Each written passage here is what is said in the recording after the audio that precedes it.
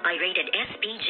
Striktong patnubay at gabay ng magulang ang kailangan. Maaaring may masiselang tema, lengguwahe, karahasan, sexual, horror o droga na hindi angkop sa mga bata.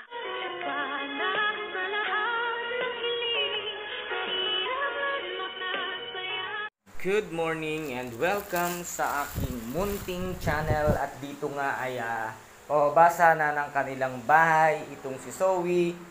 At biglang nag-ring ang cellphone nitong demonyitang si Moira. At sakto namang nandoon itong si Zoe, kaya't narinig niya nga ang pagtawag ng isang pulis doon sa cellphone nga ng kanyang mami Moira, kung kaya't kinuha niya ang phone at sinagot niya nga ito. At doon niya nga narinig ang lahat-lahat ng plano at detalye ng pagpatay nga kay Doc Lyndon Javier.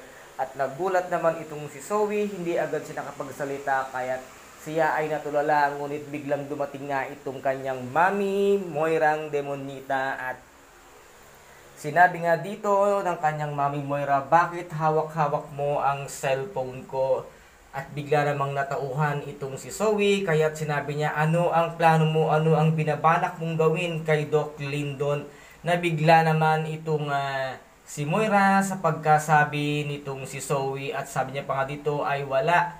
Now, meron akong narinig, sabihin mo sa akin ang katotohanan, ano yung plano mong gawin kay Doc Lyndon, at huwag mo yung itutuloy dahil hindi yan tama para sa lahat.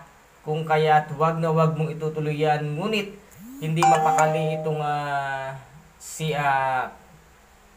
Moira dahil nga nakahanda na ang lahat at andun na rin ang hitman na kung siya ang titira dito nga kay Doc Lyndon. Kung kaya't sabi nga dito ni Zoe, napakasama ng pag-uugali mo, utak, criminal ka talaga. At dito nga ay nagpanting ang pandinig nitong si Moira, kung kaya't bigla niyang nasampal itong ang anak niyang si Zoe. At dito naman ay biglang nag-walk out at umalis nga si Zoe, at dali-dali niyang pinaandar ang kanyang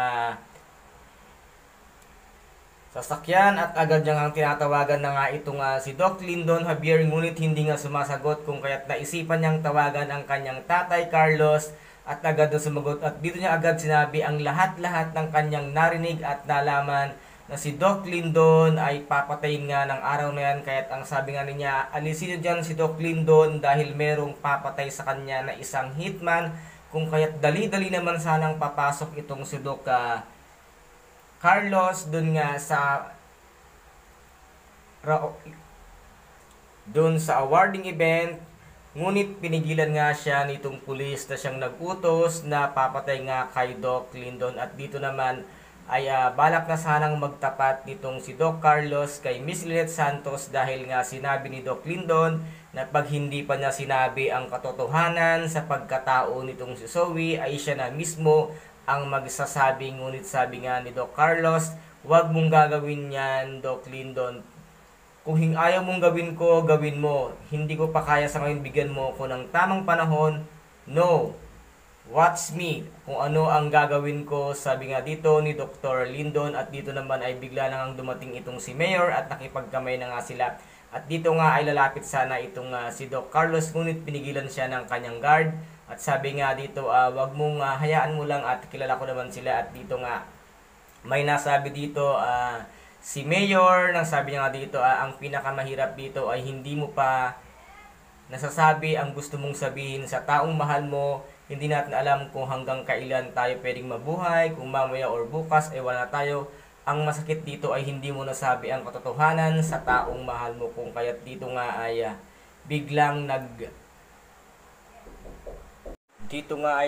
napaisip itong si Doc Carlos Benitez, dahil nga sa plano niyang sabihin at aminin ang katotohanan na siya nga ang tunay na ama nitong si Zoe. At ito po ang ating pakaaabangan dito nga sa Abot Kamay na Pangarap, na kung saan ay paganda ng paganda ang mga kaganapan. At kung nagustuhan po ninyo ang aking video for today, pakisubscribe na lamang po ang aking channel, pakilike and share din po para mag-update kayo sa lahat ng gagawin kong video. Maraming salamat po, ingat, God bless, and bye-bye!